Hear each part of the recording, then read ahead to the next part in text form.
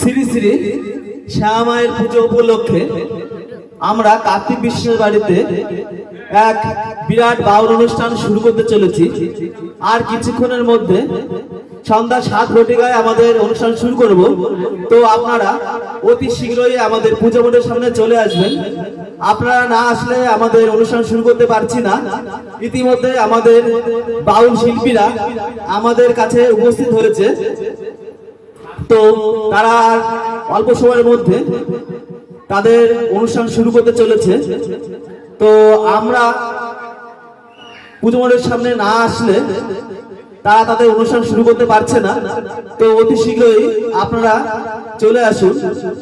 কলকাতা থেকে আগত অঙ্কিতা দাস বাউল ও তার সঙ্গে অনেক শিল্পী এসছে, তো আপনারা আসুন।